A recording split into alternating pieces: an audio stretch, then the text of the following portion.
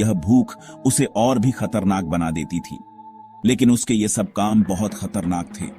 उसने जिन आत्माओं को मत करना, ये चेतावनी आज भी गांव वालों के दिलों में बसी हुई है।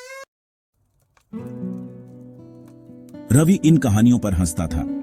उसे भूत प्रेत पर यकीन नहीं था। वो एक जवान लड़का था, दबंग।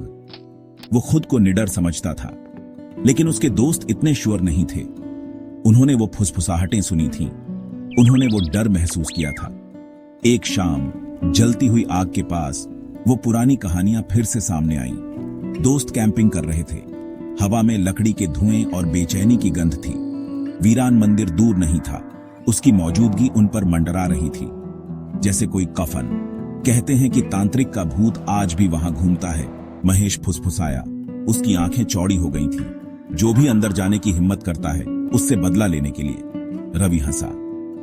ये सब बच्चों को डराने वाली कहानियां हैं, उसने बेरुखी से कहा। लेकिन उसे भी अपनी रीढ़ में एक सिहरन महसूस हुई। बाकी दोस्तों ने घबराहट से एक दूसरे को देखा। वे रवि को जानते थे। वो इस बात को ऐसे नहीं छोड़ेगा। उसे अपनी बहादुरी दिखाने में मजा आता था, और आज रात श्रापित मंदिर उसका निशाना था। अगर तू इतना ही बहादुर है, दीपक ने चुनौती दी, तो मंदिर में एक रात बिता, अकेले। चुनौती हवा में लटक गई। भारी, अशुभ। रवि का घमंड उसे पीछे नहीं हटने देगा। वह फिर से हंसा, लेकिन यह उसके खुद के कानों को भी खोखला लगा। ठीक है, उसने कहा, अपनी आवाज में कॉन्फिडेंस लाने की कोशिश करते हुए। मैं करूंगा। बाकी लोगों ने उसे रोकने की कोशिश की। उन्होंने उससे पुनर्विचार करने की विनती की, लेकिन रवि दृढ़ था। वो नहीं माना। वो मंदिर में रात बिताएगा, और वो साबित करेगा कि ये कहानियां झूठ के सिवा कुछ नहीं है। जैसे ही सूरज ढलने लगा, जंगल के फर्श पर लंबी भयानक परछाइयां पड़ने लगी। हर पेड़ की शाखा एक अजीब आकृति में बदल रही थी, मानो कोई छिपा हुआ रहस्य उजागर होने वाला हो। रवि चल पड़ा, अकेला। उसके पास सिर्फ एक टॉर्च और बेचैनी का बढ़ता हुआ एहसास था।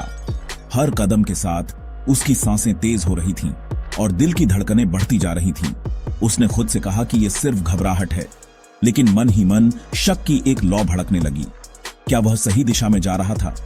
क्या यह सब एक गलती थी? जंगल आवाजों से जीवंत था।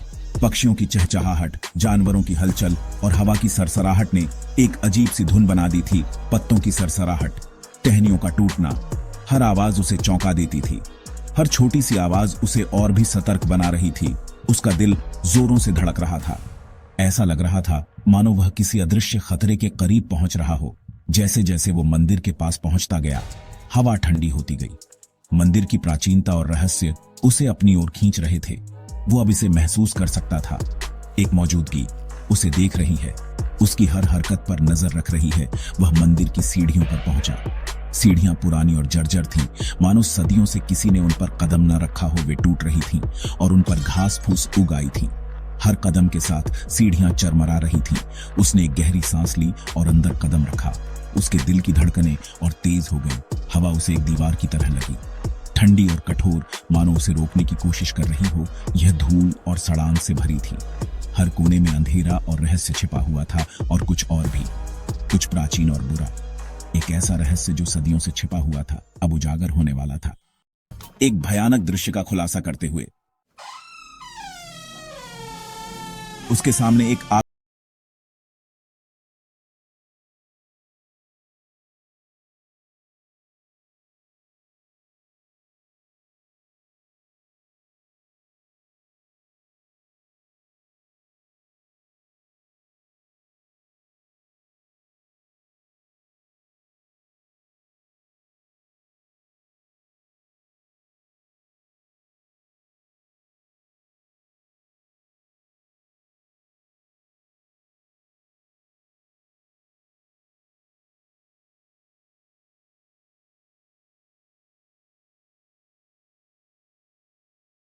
अपना चेहरा ढक लिया।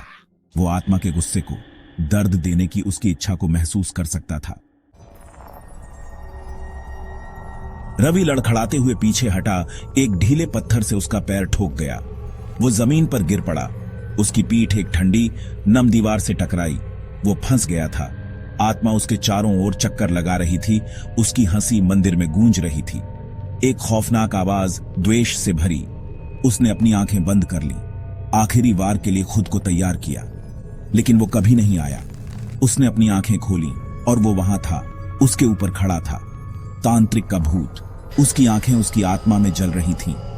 वो उसकी शक्ति, उसके क्रोध को महसूस कर सकता था। भूत ने एक भूतिया हाथ बढ़ाया।